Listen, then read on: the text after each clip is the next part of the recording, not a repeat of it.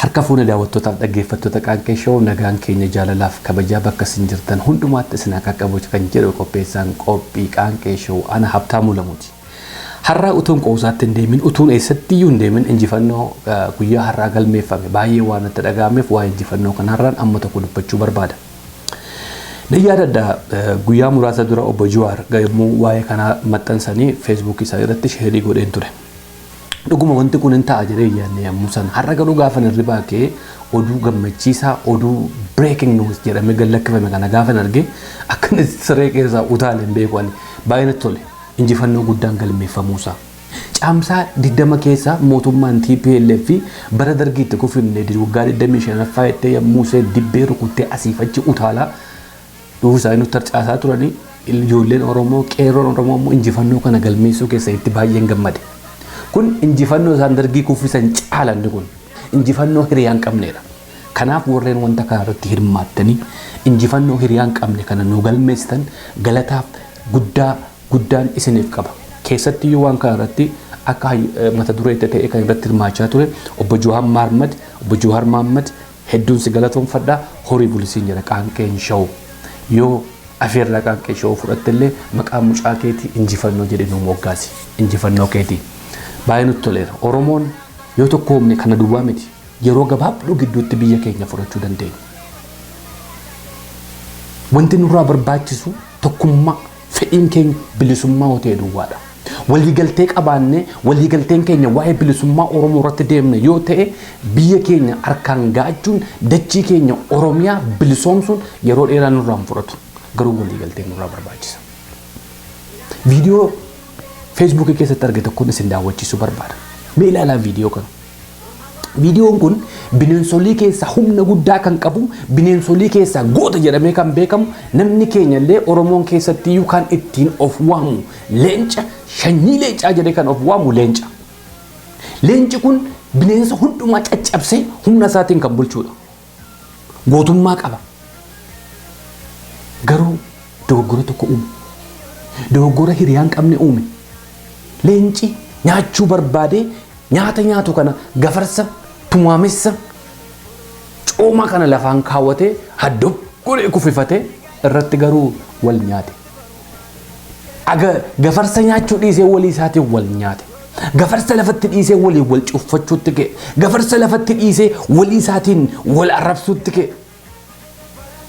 Garuu carraa sana kan argate immoo gafarsi jalaa miliqee ba'ee sokke. Carraa argate. Yeroo diinni isaa isa kuffisanii isa nyaachuuf ilkaan itti baafatan deebi'anii walii wal nyaachuutti ka'an jalaa ba'e. Har'a rakkoon Oromoo keessa jiru kana. Diinni keenya kufeera. Qarqarra jiru lammana kufanii. Nuti garuu diina kufu dhiifne deebinee walii wal nyaachaa jiru. Boolla keessa gadi bu'anii boolla kana biyyoo itti gad deebisuun kan nu afu mootummaa TPLF kuffisuudhaaf ilaa hammanni kan hafe deemnee gaafa walii keenya wal nyaannu keessaa wuxxifachuun isaa hin hafu. Tokkummaa yoo qabaanne duwwaadha. Leencoleen kun utuu tokkummaa qabaatanii utuu waliin nyaatan utuu waliin lolan ta'e foonni gafarsaa kun isaan irraa hafee galgala waraabessaaf iyyuun ta'a ture.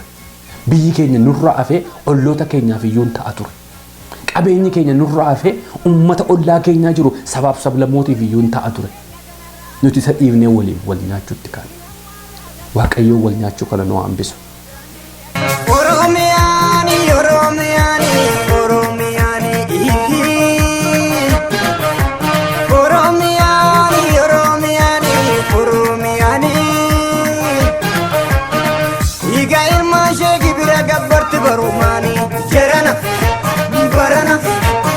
Yo tokkummaa falmanne bilisa ba'u yookaan ilmaan ishee hunda fixattee taa'u jedhana barana.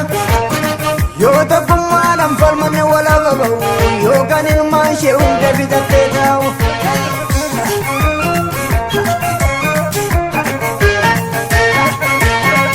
Otumee yaaddeessa nuti waliin dhiigaanuma wal jabeessa.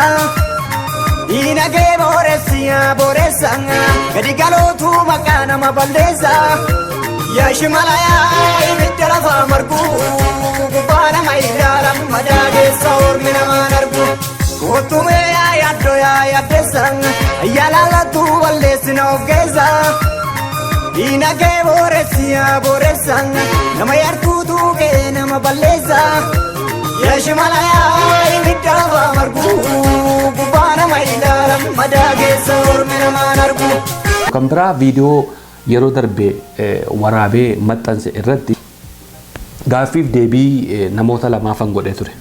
Gaaffiif deebiin sun namoota akka biraatti na hubatan ni jiru. Maaliif akkasitti hubattan jedhee hin eekamu. Yeroo sanaaf illee akka namni dogoggoratti na hubate waan an beekuu fi gaaffii namoota tokko tokko na gaafataniif deebii kennuuf hin ariifanne torbanuma isaa eeggadheen fudhadhee dhufa waan jedhuuf hin har'a dhufe tokko viidiyoo obbo Angaasaan paaltuqii keessatti taasee namooti hin beeku abbaa godhamee maqaan irratti barreeffame kan faca'e kan irratti ani Angaasaatu sagalee isaa jijjiiree Jaafartee haasee jedhee sin dubbanne viidiyoo kana keessa ammas daawwachuu dandeessu hin jijjiirre irraa rimuuviin goone achuma jira. Utuu Angaasaatu Jaafartee dubbate jedhee sababiin Angaasaatti bilbiluu dhaquuf hin qabu. Wantichi an irratti xiyyeeffadhe Jaafariin gaafa interview godhe Jaafariin hin dhaggeeffachiise otoo hin taane barreeffama sanan dubbiseef. Ilaalchi koo barreeffamicha bira malee sagalee sana bira hin turre Jaafariin. Sagalee kee namni of jijjiireessi ta'ee gallakkise jedhee miti kan hin gaafadhe. Maqaa keetu sagalee namaa irratti barreeffamee gallakkise. Barreeffamichi illee akkana jedhaan jedheen. Waa'ee sagalee irraa min Jaafarii wajjin kan wal mormine. Jaafaris kan eekamaa ture waa'ee namicha dubbate sagalee sana miti. Waa'ee warra poostii godheeti. Waa'ee warra maqaa Jaafar jijjiiree poostii godhe sanatu Jaafaris itti dheekkamaa ture.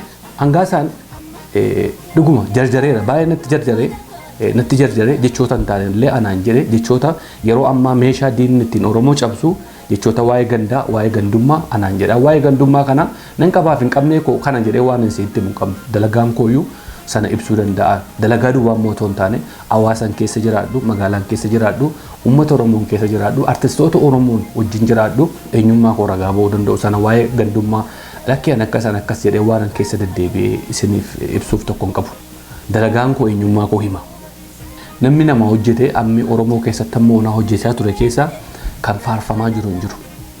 Tokko nama faarfamaa jiru natti hima. Warroota hojjechaa turan keessaas warra hojjechaa jiran keessaas ergii du'ame duwwaadha tarii kan faarfamu namni. Oromoo keessatti aadaa wanti godhannee jirru namoota hojii hojjetanii dhuma arrabsama jaallattus jibbitus. Kana arrabni kuni gaafa hojii hojjedhu isa kana miti sirba gaafa sirbuyyuu kan na arrabsu jira. Ana duwwaa miti immoo artistoota biroos kan arrabsan jira. Maaliif namni hojii hojjetu dhuma arrabsama. Arraba keessan garuu gaafa na arrabsitanii gara gandaatti hin geeddarina. Eenyummaa kooti yoo na arrabsitan inni kaan mataa guddaa naan jedha inni kaan giingee naan waan fedhe naan jechuu dandeessu garuu waa'ee Oromummaa keessan galina sanatti hin dogoggorina. Ana miti jiraa koo miti du'aan kooyyuu waa'ee gandaa keessan galu. Kana namoota natti siqeenya qaban gadi fageenyaan immoo artistoota Oromoo qoradhaa kana akkasumatti tan dhiisa. Angaasaan gaafa gaaffiif deebii gochuu fi ka'ee isa dura haasaa isuma waa'ee amma haasa'ame kana keessatti inni maxxanse Facebook irratti dubbate keessa waa'ee Girmaa Xuruunaa ilaalchisee Habtaamuun Lamuu qophii isaa qaanqee shawuu irratti waan haasa'e dhageenya irra cufti keenya jedhee haasa'e. Kana jechuun Angaasaan qaanqee shawuu dhaggeeffachaa ture jechuudha. Ergasii immoo ergiin wanta kana immoo haasa'e maxxanse immoo ammas deebi'ee paaltookeetti gaafa haasa'u Habtaamuun Lamuu naa bilbilee ture dhugaadha naa bilbilee ture. Wanta inni haasa'u wanta inni dubbatu sagantaa irratti waan beekuu fi sagantaa irratti dhiyaachuun barbaannedha. Full stop ituun goriin gaduma bu'ee immoo maal jedhe? Guyyaa tokkoyyuu qaanqee shanee naan jedhe immoo qaanqee shanee guyyaa tokkoyyuu banee dhaggeeffadhee hin beeku. Waan irraa baradha jedhees dhaggeeffadhee hin beeku. Namni tokko waan sadii haasa'a. Kanaaf Angaasaa warroota akkasii kanaaf illee sirreessi gara fuula duraatti. Asumatti jijjiiraa deemta. Ani utuu na dhaggeeffattee yookaan waan ansi barbaadeef sana Oromoo akka keetiiti narraa dhaggeeffattee kun hundumaan hin jiru ture. Kanaaf akkasitti hubadhaa namni maqaa kee dhee Angaasaa sagalee Jaafariin dubbate kan jedhan jiru warroota barreeffamedha komeen koo. Kanaaf obboleessa koo akkasittiin immoo tokkichumaan daftee lafa kam akka ta'e hin beeku lafa nama kutaa walitti buuse naa galuu dide bakka sanallee barbaadee man dhabe yeroo meeqarra deddeebi'ee dhaggeeffadhe gaaffiif deebii nama gochuu jechuun nama walitti buusuu jechuu miti gaaffiif deebii nama gochuun nama sana jaalladhe yookaan nama sana jibbee otoo hin taane uummati waan baruu qabu uummatatti fiduun dirqama narra jirudha. Kan ammoo kan hin godhu ati na faarsi na jibbi jedhee miti. Akka barbaadde qaama kee irraayyuu argachuu dhiisuu ni malta. Hanka hin hojjedhu nama tokko yookaan garee tokko yookaan nama dhuunfaa tokko gammachiisuuf otoo hin taane waan dhugaa jirtu uummata Oromootti fiduudha. Uummanni Oromoo irratti murteessu. Abaluun gantuu, abaluun sirrii, abaluun gadhee waan hin jedhu ammas hin jiru. Sagantaan koo waan dubbatame kana gara uummataatti fiduudha. Obbo Jaafariin yoo jaallanneera ta'e yoo hin kabajne ta'e silaa gaafa maqaa isaatiin kun hundumaan godhamaa jiru mee dubbisaa alaakinoos mee dubbisaa maqaa Jaafariin kun hundumaan gaafa ta'aa jiru namni quban qabne tokko silaa yommuu sana hangaasaa irrattis ol baatee lakkii kun Jaafar miti ana warri maqaa isaa barreessan of eeggadhaa jettee utuu dinneen namatti laatte bareedaa ture. Shimbirti woottee boruun diimatee dukkanti kuttee bariinni haatee. Shimbirti woottee boruun diimatee dukkanti kuttee bariinni haatee. Jiraannaan biyya keenyarraa dhalannee cinaa durarraa hojjannaan biyya keenyatti walumaan cinaa duratti. Nusubuta mana baste dukaan dukkana mul'atte maltu na baase biyyatiyya eenyu jijjiire dhiiga kiyya. Somnaan galuu wallaale sobakkara koofaale maaliif konkarraa diimaa dhugaan hin dhadhan nin hima. Nin hima gurra banaaf hima. Nin hima Maal nin hima biyya bahuu keenyaatu kaffacahuu keenyaatu rakkoof jaare galma. Biyya bahuu keenyaatu kaffacahuu keenyaatu rakkoof jaare galma. Gama isa gandummaa jedhamu kanatti deebi'uu barbaada.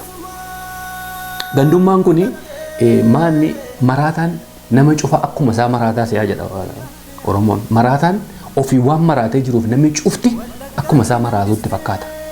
Waa'een gandummaa kuni meeshaa diinni keenya waggaa dheeraadhaaf uummata Oromoo addaan baasuudhaaf yeroo baay'ee carraaqan keessa waan tokko. Kuni garuu hin danda'amneef. Uummata Oromoo kana keessatti diinni keenya inni guddaan ittiin gargaaramu amantiidhaa fi meeshaa gandaan addaan nu babaasuudha. Yoo namni tokko ka'ee haasee namni sun iddoo akkasiitti maqaa ganda isaatiitiin arrabsamuu jechuudha. Kun Oromoodhaa bu'aa tokko hin buusu. Oromoodhaa takkuu tokko la mana qabsoo Oromooti bu'aa tokko kan hin buufne namni hundi keessan akka bartan hin barbaada waa'een gandummaa.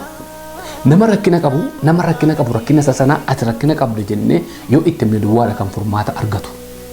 Adda bilisummaa Oromoo maqaa dhaabee gaafa komatamu an adda bilisummaa Oromoo bakka bu'een haasaa miti. Saabaawoo mitan. Saabaawoo miti. Yaada lamatu burqee yaadi lama tokko maqaa naa moggaasee tokko immoo yaada gareen lamanuun bifa lamaan naa kennan. Tokko qaanqee shoo fuudhanii qaanqee shanee jettan. Har'a miti biyya keessatti iyyuu nama Oromoof haasa'e, nama Oromoof qabsee, nama waan gaarii dubbate, nama sabboonummaa qabuuni diinni keenya iyyuu shanee yookaan abaawoo jedhan. Maqichi bareedaadha fudhadheera. Qaanqee shaneetti yoo geeddarame. Garuu ammaaf hin barbaadu. Afeerraa keessaniif hedduu galatoomaa. Sababiin isaa jibbee miti. Maqaa adda bilisummaa Oromootiin waamamuun naaf na boonsa. Maqaa dhaabaatiin garuu hojjechuun sababiin hin barbaanne dhaaba tokkoon yoo hojjedhee dhaabuma kamiyyuu dhaaba adda bilisummaa Oromoo isa ta'u dhaaba feete yoo akkan hojjedhu barbaadanii maaliif heeraaf seera dhaaba sanaa hin deemu qaba. Akkaataa dhaabi sun barbaadutti deemu qaba. Waan dhaabi sun na ajajidu waan godha. Akkaataa ni barbaadu miti. Kanaaf hin barbaadu. Afeerraa keessaniif qaanqee shanee warri jettan galatoomaa qaanqee shoo dhumatti naa deebisa. Warri biraan immoo qaanqeen shoo OMN irratti darbuu qabaa jettan baay'ee natti tola. OMN hin darbee gammachuu guddaan qaba. Garuu hin barbaadu. Heeraaf seera OMNtiin haasa'uun, dubbachuun, uffachuun natti ulfaata. Heeraaf seera mataa kootiitiin Habtaamuu Lamuutiin hin deemuu barbaada. Kanaaf warri lamman kana na afeertani akkasittiin afeerraa keessanii barsiisaniin jedheedha afeerraa keessaniif galatooma ammaaf isuma no moggaaseen na moggaasa lakkii hin ta'uu qaanqee shanee ta'uu qabaa jettanii immoo warri immoo dirqama waan immoo achitti na dhiibuu barbaadan immoo egaa kun abashootis waanuma jiruudha durumarraa kaasanii warri DNA abashaa of keessaa qabanii maqaa nama jijjiiruun beekamaadha maqaa duwwaa miti lafa Oromoo jijjiiraa jiru Adaamaa Naazireetii Bishooftuu Dabra Zayitii Finfinnee Addis Ababaa Tolasaa Badhaasaa geeddaruun dirqama maaliif abashootatu warri garuu aadaa abashootaa kana calaqqisiisuu barbaadanii yaa waan an godhuun qabu DNA yoo keessa jiraate isin keessaa baasuu hin danda'u. Sagantaa qaanqee showuu kana gaafa eegalee dhaabolee Oromoo jiran hundumaan quunname.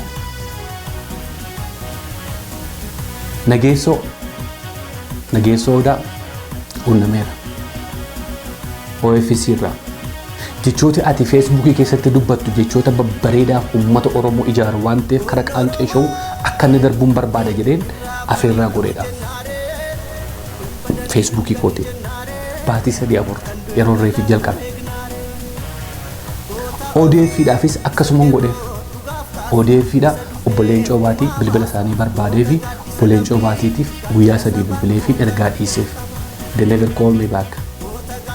Jechootis hin dhaxxanii afaan Amaariffaatiin haasa'an sun waan keessa kootti natti dhaga'amee fi afaan Oromootti illee akka isaan dubbatan barbaadeen isaan quunnamuu barbaade. Dirqamaan kottaa isaan jedhu. Sadaffaa dhaaba Kaawwaa'oo. Kaawwaa'oofis obbo Tammaan Baatii qaamaan akka gaariitti wal beennaa isaan yeroof as hin turre karaa warra manaa isaanii argadhee bilbila ishee argadhee itti madhee akka isaan as hin jiran itti himtee gaafa dhufaniin nan bilbilaaf jedhanii ergii dhufanii naan bilbille yeroo 5 wal quunnamuu yaaleen ture gara uummata Oromootti fiduuf. Kanaaf dhaaba adda bilisummaa Oromoo duwwaa wanta keessaa fo'adhee deemaa jiru isinitti hin fakkaatin. Ammoo naa warroota dhaaba Oromoo jiran keessaa dhaabi ani quunnamne dhaaba OPDO duwwaadha. Sana immoo fedha koo miti. Dirqama immoo warra sana dubbisuu yoo naan jettan jiraate immoo wanta irratti dubbifnu fidaati gaafachuu dandeenya. Kanaaf ani akkasitti nan deemaa jira. Ilaayaa lammii koo goota ofii gaafa jiru aarsu gaafa du'e faarsu nomaa qooda hin qabdu. Ilaayaa saba koo otoo lubbuun jiru qananiis lakkii egaa goota qabdu. Yoo goonni jiraate bilisummaan Komee qeerroo idila addunyaarraa namooti tokko yeroo ammaa karaa paaltookii fi feesbuukii irratti gallakkisaa jiran hedduun keessan agartanittu. Kun immoo waa'ee qeerroon idila addunyaa maallaqa walitti guurtuu dhaaba adda bilisummaa Oromoo shaneef ergitii qeerroo biyya keessaa wajjin wal quunnamtiin hin qabanii waan baay'eetu jedhamaa jira. Waa'ee kana ilaalchisee keessummoota nama 3 qaba. Keessummoonni koo qeerroo idila addunyaa itti gaafatamaa kan ta'e, qeerroo idila addunyaa itti aanaa kan ta'e, qeerroo idila addunyaa barreessaa kan ta'e namoota 3 qilleensarraa qaba. Turtiin keessan isaan waliin haa ta'u.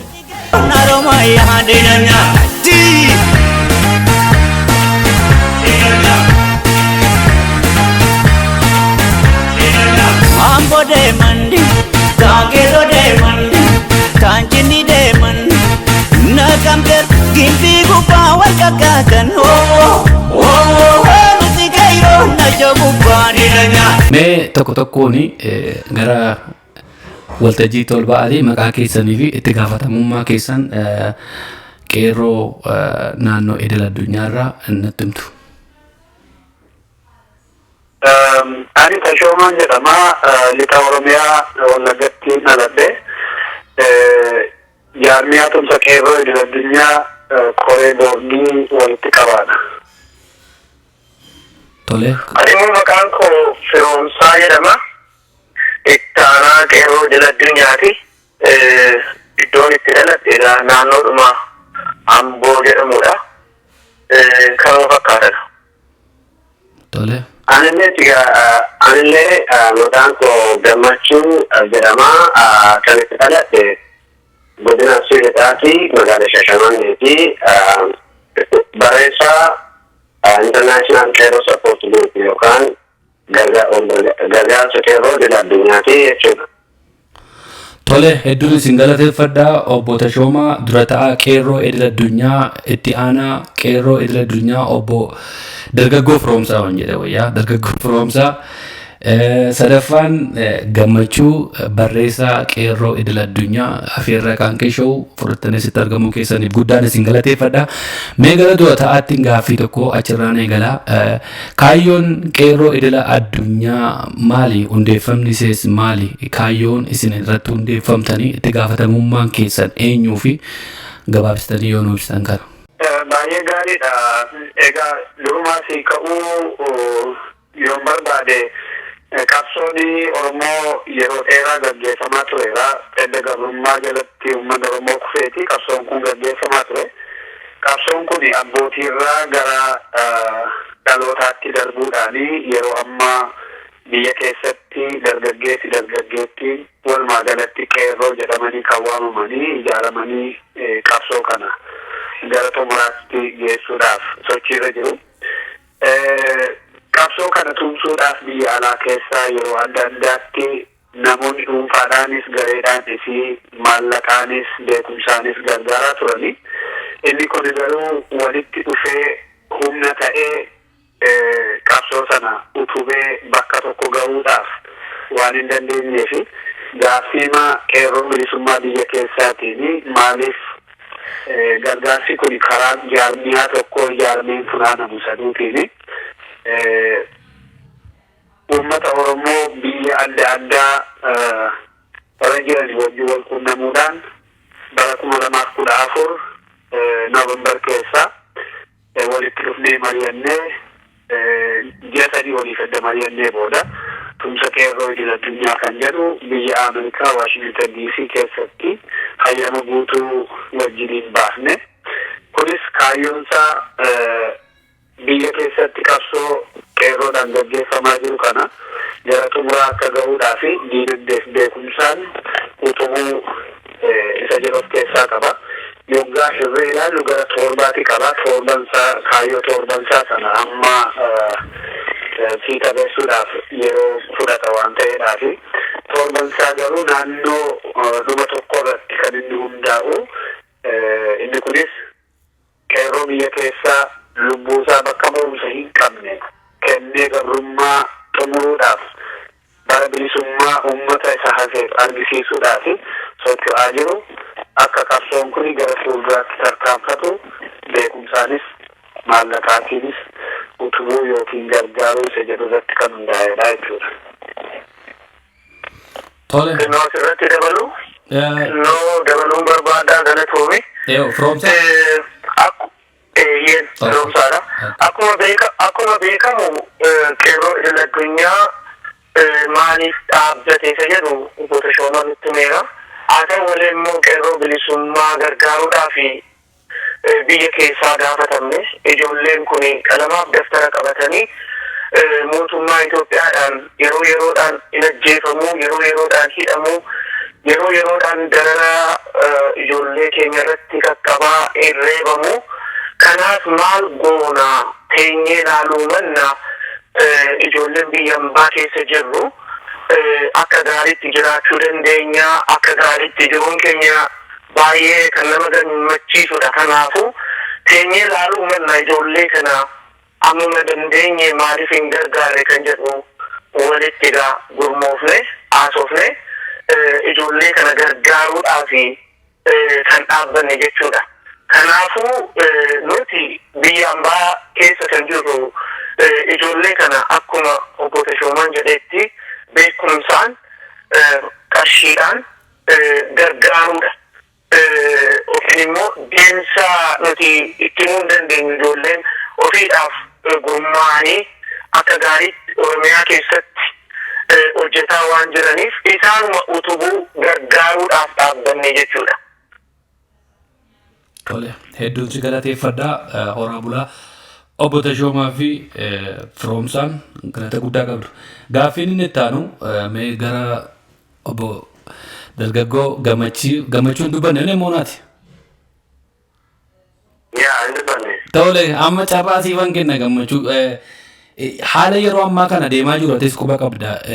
Feesbuukii paaltookii keessatti qeerroo international support group yookaan qeerroo idila addunyaa ijoollee ganda tokkoo duwwaadhaan geggeeffamaa jira jedhame anillee wanta kana baay'ee shakkeen gara keessatti adda baafachuudhaaf bilbilee kun akkamitti ta'a wanti kun dhugaadha moo mee maal jetta waa'ee kanarratti? Kuni namootuma akkanumaan dhibbantoota namoota naannoo tokkotaa gurguratanii haala qabsoo kanaa yeroo hundayyuu haala qabsoo keessatti naannoo keessa nama kaasuu gurguraa addaa turantu milkaanuma guddaansaa yookaan qabanii haasaa jira malee nuti namoota even naannoo garaagaraati even waliyyuu haaluma hojii kanaaf haala mijataa akka ta'u ilaallee organizaashiniin kun namootuma naannoo kan jiru kan Oromiyaa hunda akka hirmaachisuufi ilaallee dizaayin goonee seeraan haala ilaalcha namoonni dhaabatti illee hirkisuu waa adda addaa jechuu waa adda addaa akkas godhee warra akkasii jedhaniiti miidiyaa irratti miidiyaa barattoota kanarratti adeemsifaanii namoonni mirkaananii uumaa argana haasaa jiru kun waan hin fakkaanne nuti fakkeenyaaf dhufe giddugala Oromiyaati kun dhiya Oromiyaati kun abdiinis ka dhufe giddugala Oromiyaa akkuma simbira hundaa kadhannaa himee jechuudha. Nus sadarkaatti gaafatamummaa irratti naannoo garaagaraa fi yoo dhumne nuti kan uumaa wanti namoonni akkanumaan fakkeessuu fi dhaabbachuu ittiin oolanii ittiin Oromoo kompiis godhu Oromoon akka gargaarsan argame qabsoo biyya keessatti diina kokkee qabee raasee luka miidhagina golee jala hollachiisaa jiru kana istaas gochuuf maaliifi waan isaan barbaadanii hundi akka isaantu silaa keessaa dantaa argachuu qaba dantaa isaaniitiin jedhanii akkasii waa yaadanii na fakkaata malee namoonni kunniin namoota uumaa bu'aa muumlee yookaan akkuma waan hojjetu taa'ee mirkaanuma dubbii dhuunfaa fi haasaa malee kun I think Oromoo kompiis godhuu warra barate yookaan akkuma waa bu'aa muumlee waa hin baafne haasaa malee kun dubbii dhumatti namallee kan fedhisu sila dubbii akkanaa kana deemallee deebisuufillee utaajuu irraa akka miidiyaatitti waan ati gaafattee deebisaa irra malee xumurraayyuu waan eegamu nuti dhaabaa uummata keenyaa gaafannee namni tokko ture ni dubbisiisin influence under anyone influence without any influence we just organize ourselves ufi jaarree akka namaatti dubbannee bira dhaabachuu qabna wanti isaan godhaaranii egera Oromiyaatii fi bu'aa guddaa qaba. Bu'aa mootuu du'a buniyyan keenyaa chaqinnee ilaaluu irraa boru waan gammachiisaa namni hojjetaa kun ijoollee toora keenyaati namni akka keenyaati ijoollee nama otoo biyya jiraatee ijoollee nama akka chaqinnee ilaalaa yennaaf buniyyan baatee toora gallee walitti haasofnee bifa barbaachisaa saneessummaa dhaabamee kun mirqaanumarraa ka'ee namoonni hojjetan akka naannootii Ufuma create godhanii haasofamee kun waan fakkaatu hanga boqotiin gaafa dhaga'e shookii ta'e namoonni akka mattooman ta'anii raasama create godhanii miidiyaa irratti plate gochuun gatima maal keessaa argachuuf waan kan maal kanuu fakkaata. Tole hedduu si galateeffadha gammachuu sagaleen kee xiqqoose maayikii irraan fagaataa mee isatti irratti sirreeffata hedduu galatoomii anillee hundi keessa. Gaafii ammaa irratti firoomsa itti dabaluu barbaadde itti fufuu dandeessa. Baay'ee galatoome akkuma jedhe gammachuun anis kanan dhaga'e sooshaal miidiyaa irratti viidiyoo xiqqaa waraabame tokkoon dhaga'ee ture waan nama international qeerroo support group irratti olana banuu jechuun illee hin danda'amu garuu namni dubbate suni maalirraa ka'e akka dubbate baay'ee nama dhiba. Nuti sooshaal miidiyaa irraa dhageenye haa ta'u malee immoo danda'anii aayidolojiidhaan gargar nu baasuu barbaadanii turani. Nuti Oromiyaa irraa dhufne international qeerroo support groupii akka walaba taanee Washington DC irratti innaa dhaabbannu gandummaadhaan naannoodhaan akka yaadne goonetu dhaabbanne nu keessa Oromiyaa lixa Oromiyaarraa kan dhufe jira jiddu galeessaarraa kan dhufe jira Oromiyaa guutuurraa Walloo laallee hin jira Walloo achi deeme gaara jechuudha. Kanaafuu Oromiyaa guutuurratti Oromiyaa akkuma calaqqisu goonetu dhaabbanne jechuudha. Hundi kan iyyuu kan yaadaa jiru maalinni qeerroo bilisummaa Oromiyaa keessa jiru laakkisee isaan utubuudhaaf dhaabbanne jechuudha. Kanaafuu namoonni nama dubbataa jiran kuni maqaa isaanii jijjiiranii maqaa namaa kan dubbataa jiran kuni really recognitionii qeerroorraallee namoota hin argannedha jechuudha. Qeerroo international qeerroo support group akkatti dhaabbate namoota hin beeknedha. Seenaa isaa namoota hin beeknedha. Kanaafuu waan qabatamaa ta'e tokko kan dubbataa hin jirre kijiba jechuudha waan kun. Kanaafuu nama yeroo especially yeroo ammaa kana ijoolleen diina fuuldura dhaabbatanii kan Oromiyaadhaaf falmataa jiran kana daabarsi gochuudhaaf kan haasa'aa jira jechuudha. Namoonni kun amma akkasitti haasa'aa jiran jechuudha. Kanaafuu waan hin hojjennedha waan qabatamaa ta'e miti kijiba soba jechuudha. Waan isaan haasa'an hundumtuu qabatama kan hin qabaanne waan nuti hin beeknedha jechuudha. Waan nuti hin dhageenyedha jechuudha. Kanaafuu waan kun garuma fuulduraatti iyyuu uummanni Oromoo kana nu beekuu qaba. Nuti akka international qeerroo support groupitti gandummaadhaan hin dhaabbanne. Kan nu dhaabbanne maaliin Oromiyaa ijoollee daa'imoonni elementarii haayiskuulii keessa barataa jiran abbaa biyyummaa sana deeffachuudhaaf kan falmataa jiran deeggaruudhaaf gargaaruudhaaf dhaabbanne. Malee waa'ee gandummaa haasa'uudhaan isa old fashion isa haasa'uudhaaf miti kan dhaabbanne. Waan baay'ee haasa'ameera. Haa ta'u malee immoo akka youth akka new generationitti oduudhaaf miti kan dhaabbanne. Hojiidhaaf dhaabbanne karuma jechuun barbaada jechuudha. Galatoomni. Tole. Hedduun isin galateeffadha. Mee gaaffiin asuma biraan deddeebi'a. Kan biraa immoo maallaqi yeroo ammaa guuramaa jiru uummatarraa guuramaa jiru maqaa qeerroo international support groupii qeerroo biyya keessaa deemaa hin jiru. Adda bilisummaa Oromoo shanee jedhamuuf dhaqaa jira jedhameeti kan walitti dhaqaa jiru. Kana waa'ee kanarra maal jettu gara dura taa'aatti hin deebi'a. Baay'ee galatoomiyaaf gaaffii gaafatamuu qabu kan na gaafatte. Nuti maallaqa kan funaanne uummata keenya irraati, uummata Oromoo irraati. Hawaasa Oromoo biyya alaa jiru irraati. Awurooppaa, Kanaadaa, Awustiraaliyaa, Eeshiyaa, Afrikaa, as US Ameerikaa uummata Oromoo jiru irraati. Uummanni kun maallaqa afaan ijoollee isaarraa walitti qabee waan boru waatti godhadhee karoorfatee walitti qabeeti kan inni kenne. Nutis maallaqa kana yoggaa funaannu itti gaafatamummaa qabna. Itti gaafatamummaan keenya gaafa hayyama baasnu itti gaafatamummaa keenya beeksifnee hayyama baasnu. Nuyi non-profit non-political organization bu'aatii siyaasarraa walafa kan ta'e taaneeti dhaabbanne. Addi bilisummaa Oromoo dhaaba siyaasaati. Dhaaba siyaasaa keessaayyuu dhaaba meeshaatiin loleen biyya koo Oromiyaa bilisoomsadha kan jedhee sochii gaggeessaa jirudha. Dhaaba akkasii maallaqa kana erguun nuun seeraan nu gaafachiisa tokko. Inni lammaffaa qeerroo biyya keessaa adda bilisummaa Oromootu ijaare kan jedhu sin haasa'u tarii ati naa gaafachuu baattee ittumaan deebisuu barbaade. Nuyi amma yoonaatti addi bilisummaa Oromoo dhaabuusaas quba hin qabnu.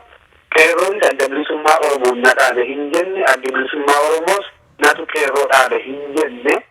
Qeerroon roorrootu sadhabe. Qeerroo dararaatu sadhabe. Qeerroo rakkinatu dhabe. Qeerroo maatii isaarraa lafti fudhatamuutu sadhabe. Qeerroon abbaansaa haatisaa lafa qotatanii dilbii gashatanii kaawwataa turanii dhabanii amma kadhattuu ta'anii balbala namaa taa'anii daabboo firfaarii kadhachuu arguu isaatu dhale waan ta'eef achirraa madde qeerroon kun achirraa maddeeti anarratti haa ga'u dhaloonni natti aanee dhufu bilisummaan haa jiraatu jedheeti kan inni ka'e durii isaanumaa fi gargaara. Maallaqni hundumti isaa harka diinaatti galaa jedhanii odeessu. Dureegaa amma oopshinii tokko kenninaaf uummata kanaaf. Yoo konsarniin kun namoota muraasa namoota bu'aa wayii barbaadee dhabetu odeessa ta'e isaan odeessuu danda'u yoomiyyuu isaan kun immoo jiru waan ta'eef isaan kanaaf gurra laannu hojiitti jira waan ta'eedhaaf isaan akkasiif deebii laachuuf yeroo kennu.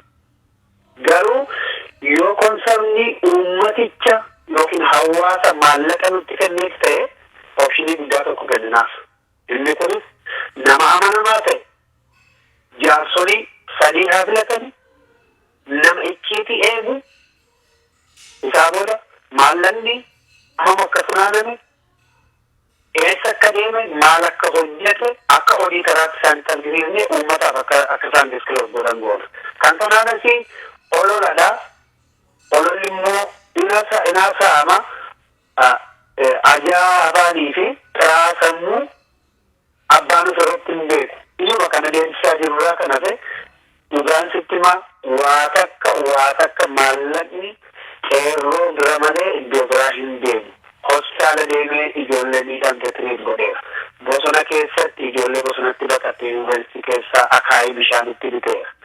Qabsoo kana fuulduratti tarkaanfachiisuudhaaf itti gargaaramaniiru. Kanarraa kanas maallaqni uummata Oromoo iddoo tokkoyyuu hin geenye achuma dhaqee kana jedhamurreetti nu barbaada.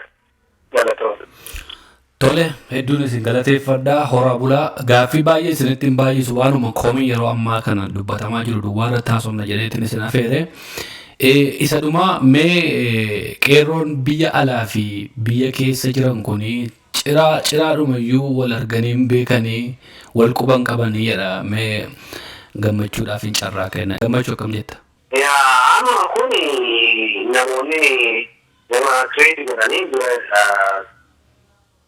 durumaan dursayyuu otoo isaaniin kontaaktiin qabaannee dhaabachuu hin dandeenye immoo waan isaanii kontaaktii qabaannee fi lakkaa jarri kun ka gargaaramee wanti isaan hojjetaaranii umaasiin fuuldura egeree Oromiyaa akeeka dammuuba biyya sanii murteessuu jara kana roorroon maatii keenya irra deemaa jiru biyya keenya irra deemaa jiru uummata keenya irra deemaa jiru kana dura dhaabatanii sakaalanii akka deemni sakaalee kee keenyatti deemu kuchisaa jiru.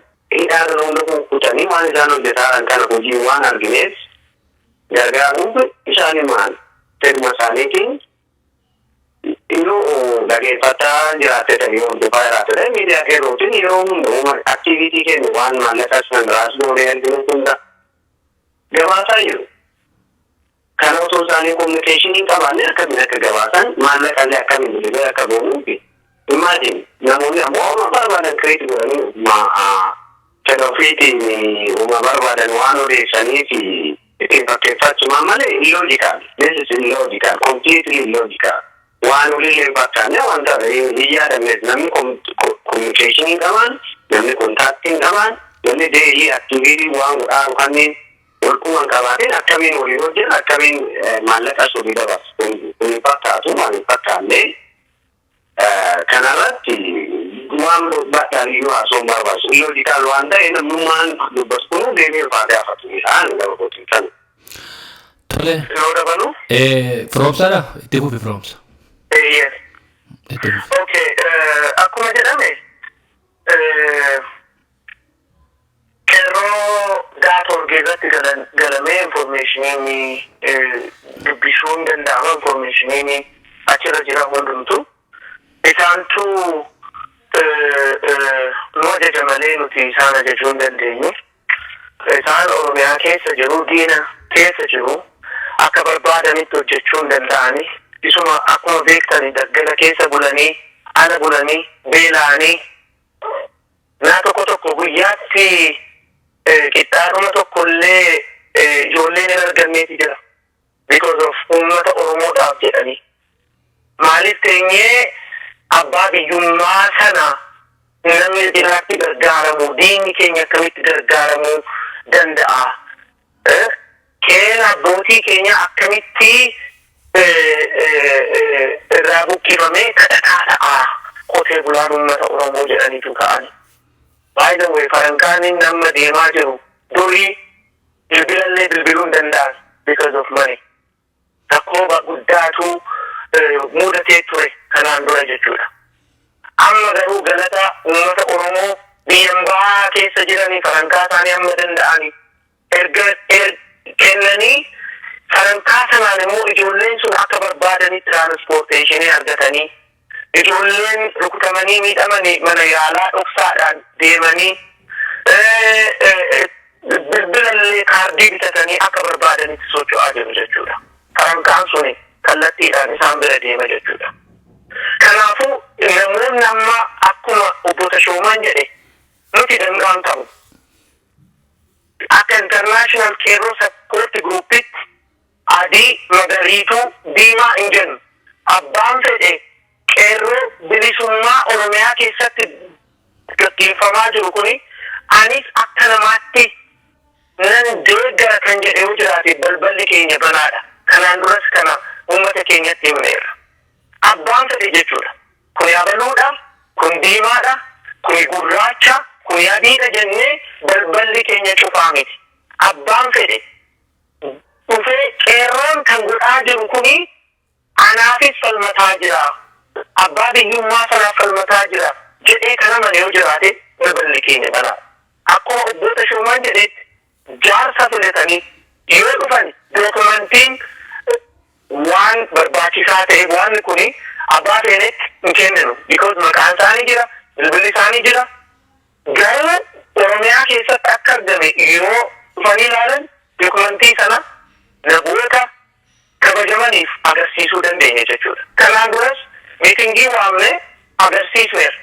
Farankaa meeqa akka argame, maalirra akka oole, eessatti akka ergine obboleessi keenya hin jiru malee sinitti himuu danda'a ture. Ittiin tolle har'a dhufee dubbachuudhaaf malee farankaa qarshii qabaan keenya akka gaariitti beeka akkatti hojjetamaa jiru jechuudha. Kanaafuu abaan Oromoon dhugaa waanni kun dhugaadha, waanni kun sobadha jedhee namoonni nu gaafatanii fi informeeshinii kennuu gammannee kenninaaf. Dhufanii nu haa gaafatan. Ammayyuu gaafii namna jedhaniitu sooshaal miidiyaa irratti maqaa balleessuu ka'an malee waan gaafatamnee waan dhowwanne nama tokkotti illee hin jiru. Akka qeerroo international guruupitti akkasitti irratti jechuudha. Nuti bright fiishariidhaaf hojjetaa jira. Oromiyaa ishiidhuma amma rakkataa jirtu Oromiyaa. Uummanni Oromoo qotee bulaan Oromoo ijoollee isaa nyaachisuu kan dadhabaa jirudha. Isaaf hojjetaa jira. Isaaf immoo naa hojjennu keenya ilaaluu mannaa haa gargaaru jennee hojjennu. Namoonni amma seenaadhuma keessatti iyyuu qabsoo keessatti jechuudha. Namoonni oduu jaalatan jiru. Namoonni saaxila baasan jiru. Namoonni kritisizimii jaalatanis jiru. Garuu isa kana hunda hin fudhanna nuti. Haa ta'u malee immoo qeerroo bilisummaa kan godhaa jiru kana lakkee hojjetaa hin jiran jedhanii gara tokkotti maqaa balleessuu jechuun ija kee balleessuu jechuudha. Namni abbaan fedhayyuu hojjenne namoonni ammaas ta'anii hojjetan kuni ijoollee lubbuu isaanii kennaa jiru. Dhiigni akka bishaanii dhangala'aa jira jechuudha. Oduu isa ilaalanii kuni riilii hojii diinaati. Uummanni Oromoos kana beekee jara kana kan dhaggeeffanne yoo barbaadan akka informeeshinitti waa'ee maallaqaa, waa'ee hammadeemsa keenya, waa'ee ijaarsa keenya nuti gammadiidhaan gadi baasnee itti kennuu dandeenya. Gara fuulduraatti illee waan karoorfame qabna.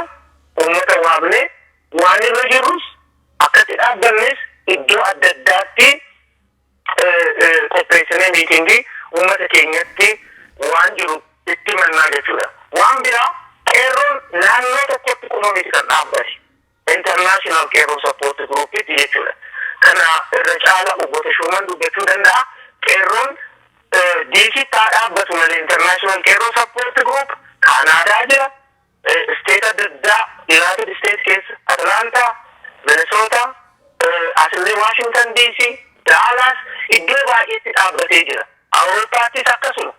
Gara fuulduraatti asillee gaafachuu dandeessa ijoollee Jarmaniitti illee kunoo amma gadi ba'aa jiru. Awustiraaliyaa, Afrikaa keessatti, gara Saawudii Arabiyaa iddoo adda addaatti ijoolleen qeerroo bilisummaa gargaaruudhaaf fedhii qaban ijaaraa jiru jechuudha. Kanaafuu iddoo naannoodhaan amantaadhaan nu bira dhangaan qabuuti. Nuti waan beeknu Oromummaa qofatti amanneeti Oromummaa sanaaf falmataa jira jechuudha. Kanaafuu waan amma haasamaa jiru kunis waan Farankaas, waan dhaabbilee international qeerroo support group akkatti dhaabbates waan akkuma obbo Tashoomaan jedhetti balballi keenya banaadha dhufanii waa gaafatanii akka barbaadametti kennuu informationii kennuu dandeenya jechuudha. Galatoon.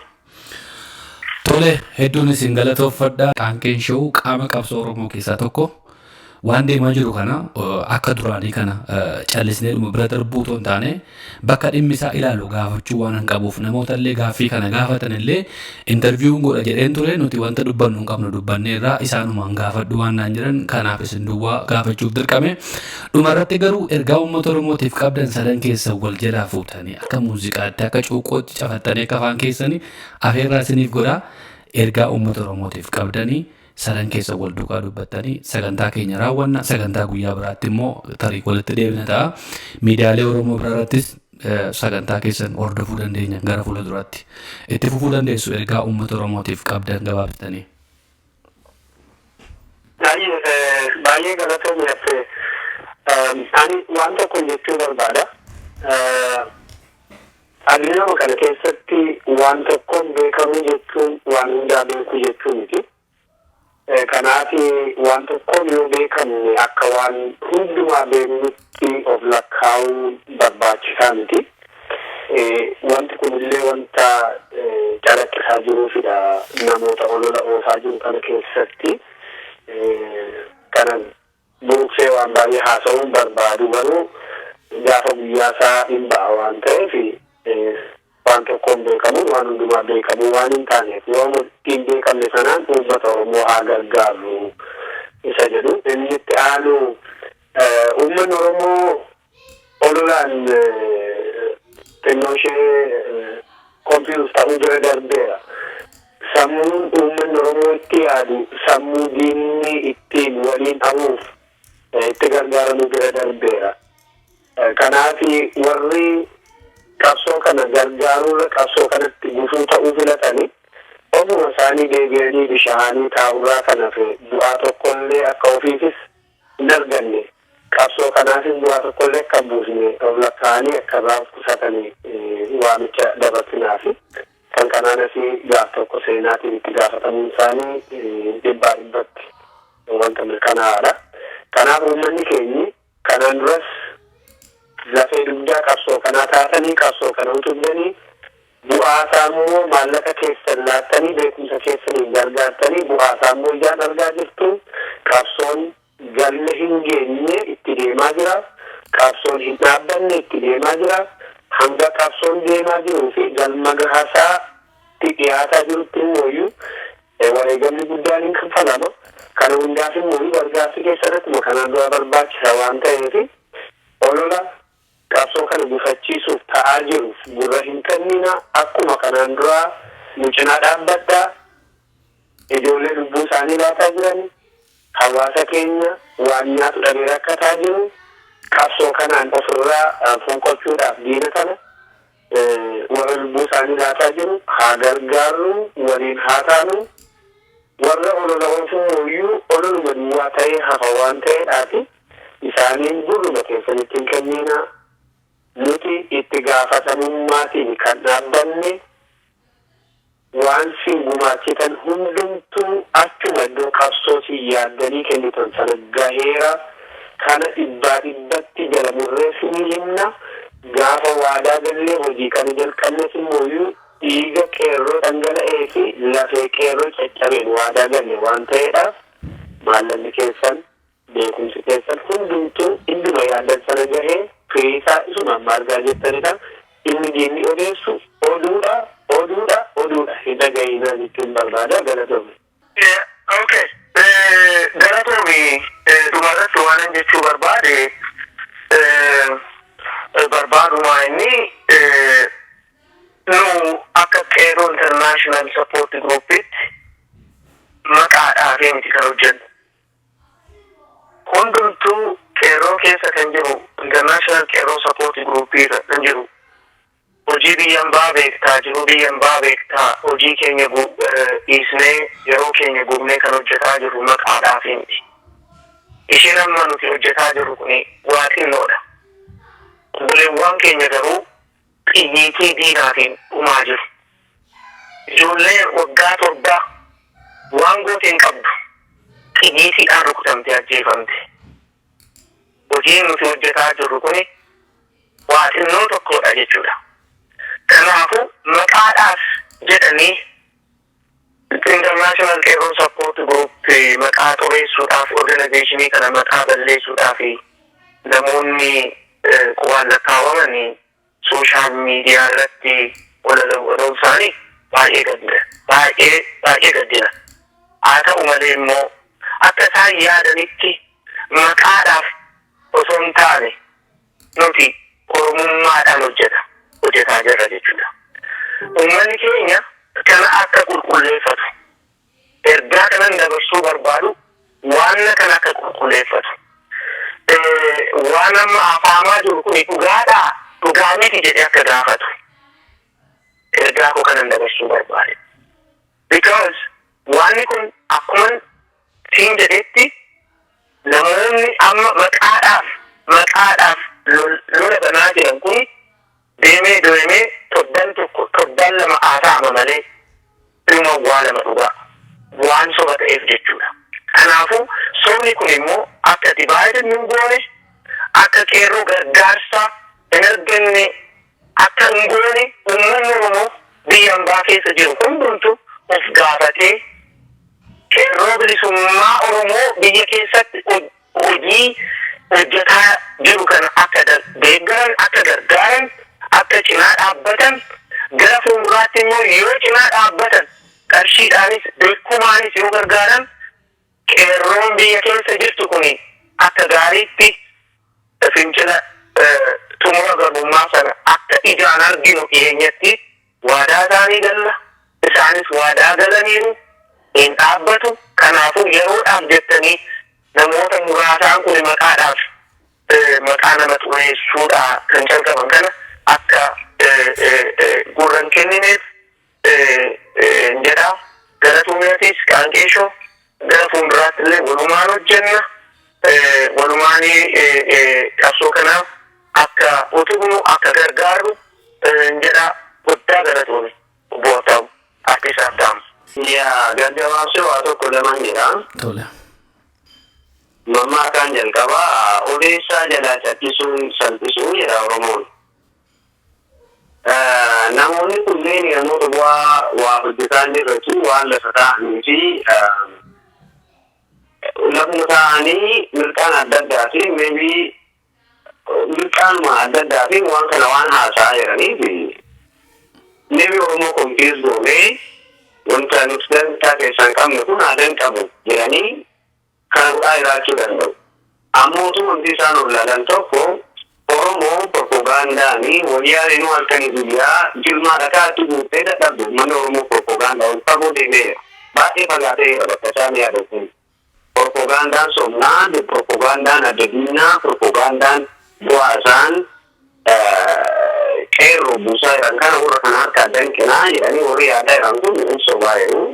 Otoo akkasuma muutii otoo ka propagandaan ololaan ka diigamuuti sabni keenya akkana wal qabatee waliin dhaabbatee waliin hin jiru waliin dhaabbatee dhumaataan jiru bakka hundatti kana ilaalee sabni keenya akka konfiis hin taane beeknaa odeessaa jalaa chakkisuu salphisuu akkuma jedhisanii jelmaa jedhisanii namoota akkana yoo danda'an namoonni beekanitti dhiyaatanii gorsu yeroo kanatti warri akkanaa kun hin barbaachisu yeroo qabsoo irratti xiyyeeffatan yoo nama gargaaran qabaatan yoo waan biyya keessatti eeban isaaniyyuu yoo qabsoo kana dhugumaan nama utubutaan olola akkana miidiyaa irra baanii odeessuu osoo hin ta'ini bakka nama beekanitti dhugummaa haatii mirga keessanii falmaa jedhanii bifa danda'aniin gargaarsa barbaachisu provide godhanii fi waan barbaachisu loojistikii qabsoo barbaachisu illee yoo barbaachisu godhanii nama kamiyyuu gurmeessanii akka qabsaa godhuu deemutu isaarra ture malee warra biraa warra maaf isaan hoogganaan isaanii eballuun gargaaran qeerroo maaf gargaaran jedhanii nama biraa addaati deemuu qaama biraa qaama qabsoo addaa godhuu irraa osoo qabsoo yaadanii loojiitiin jiru akka gurgurtu isaarra ture malee miidiyaan olola barbaachifne baay'ee ta'e oduu qabataman kan odeessuun isaan irra ture.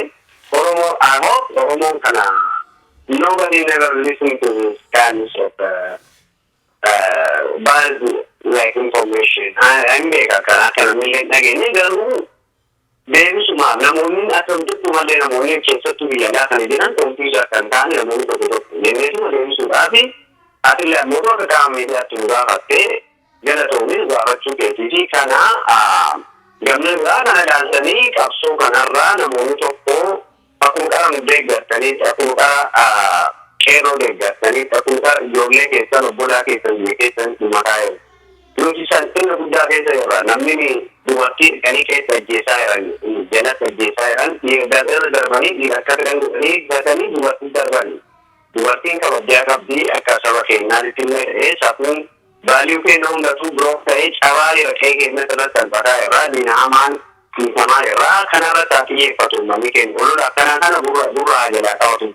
Biyya keessa warra biyya keessa tiiviin tumtee reediyoon tumtee dadhabdeetu namni isaanii completely olola dhibaatiin baay'ee oduu ta'een information sobaa ta'u namni dogongorfamee Kuyo tokko isteetii tokko qabsoo kanarra dubbatu biyya keessa nuyi alaa kanatti illee kanuma nuti namni salphina keessa jirru waa'ee oduu namni tokko gama mirkaanee jibbata adda addaati kaasa'u.